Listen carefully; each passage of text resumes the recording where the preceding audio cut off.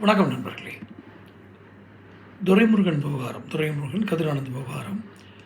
ஸ்டாலின் இதுக்கு என்ன, ஸ்டாலின் தான் மௌனமாக இருக்கிறது நமக்கு நிறைய கேள்விகள் எழுப்புது. அதில் ஒன்று, இந்த சமீப காலமாக பார்த்திங்கன்னா ரொம்ப வெளிப்படையாகவே சொல்லலாம். இதில் எதுவும் மறைமுக இதெல்லாம் இல்லை. விகடன் குழுமம், விகடன் பத்திரிகை குழுமம் பல ஆண்டுகளாக நீண்ட நெடிய வரலாறு கொண்ட ஒரு பத்திரிகை குழுமம்.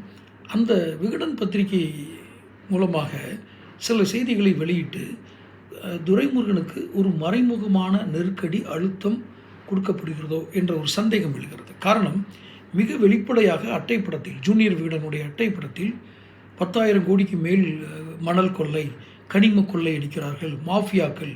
அந்த மாஃபியாக்கள் யாருங்கிற 3 பேர் பேரையும் போட்டிருக்காங்க. அதை குறித்து நானும் ஒரு வீடியோ வெளியிட்டிருக்கேன். இப்படி பேரை குறிப்பிட்டு ஒரு குறிப்பிட்ட அமைச்சரின் பெயரையும், அமைச்சகத்தில் நடக்கிறது, அமைச்சருக்கு தெரியுமா தெரியாதா, அவருக்கு பணம் போய் சேருதா இல்லையாலாம் கேள்விகளை எழுப்பி ஒரு கட்டுரை வந்த பின்பும் ஸ்டாலின் அமைதியாக இருக்கிறார்.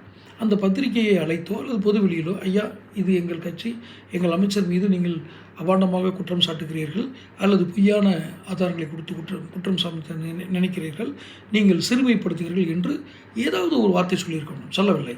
இரண்டாவதாக, கதிரானந்திற்கும் நடக்கும் விஷயத்தை அதே ஜூனியர் விகடன் குழுமத்திலிருந்து வரக்கூடிய பத்திரிகை அட்டைப்படமாக போட்டு அவருடைய விசாரணை இப்படி நடக்குது அப்படி நடக்குதுன்னு போட்டு சொல்லுது. ஸோ அப்பாவையும் பையனையும் விகடன் குழுமம் மூலமாக, விகடனின் மூலமாக விகடனில் செய்திகள் அழுத்தம் கொடுப்பதாக, செய்திகள் கொடுப்பதன் மூலமாக மிகப்பெரிய அழுத்தத்தை அப்பாவுக்கும் மகனுக்கு கொடுக்குறாங்களோ. இப்படி கொடுத்தாதான் நாம் நம்ம பையனை கொண்டு வரும்போது இவங்க பேசாமல் இருக்கிறார், அதாவது உதயநிதி ஸ்டாலினை இன்னும் முன்னிலைப்படுத்தும் போது, முதலமைச்சரை கூட முன்னிலைப்படுத்திடுவார்.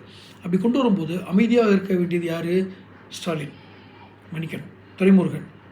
அப்போ பையனையும் அப்பாவையும் சேர்த்து அடக்கணும்னா அமைதியாக எப்போதும் போல் கும்பிட்டுட்டோ இல்லை கை காட்டிட்டோ போவார், பேட்டி கொடுக்கும்போது நழுவி விடுவார், இது மாதிரி ஏதோ ஒன்று பண்ணி தப்பிச்சுக்குவார்.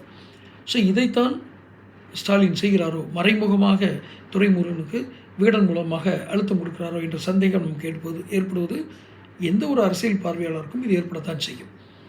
ஆக விகடன் குழுமமும் எப்போதோ இவரை காரணம் இல்லாமல் தாங்கி பிடிக்கும் ஒரு நிலையை கையாண்டு கொண்டிருக்கிறது. யாரை? ஸ்டாலினை. அதனால் விகடன் குழுமத்தின் மூலம் வரதுனால இது ஒன்றும் ஆச்சரியமாக எனக்கு படலை. ஆனால் இது வெளிப்படையாக இப்போது தெரிய ஆரம்பித்திருக்கிறோம் என்ற சந்தேகம். தொடர்ந்து சேனல் பாருங்கள், சப்ஸ்கிரைப் பண்ணுங்கள், நோட்டிஃபிகேஷன் பதிவு பண்ணுங்கள். அப்போ தான் வீடியோக்கள் வந்து சேரும். அடுத்தடுத்த வீடியோக்களை சந்திக்கிறேன். இந்த வீடியோ பிடிச்சிருந்தால் ஷேர் பண்ணுங்கள். நன்றி.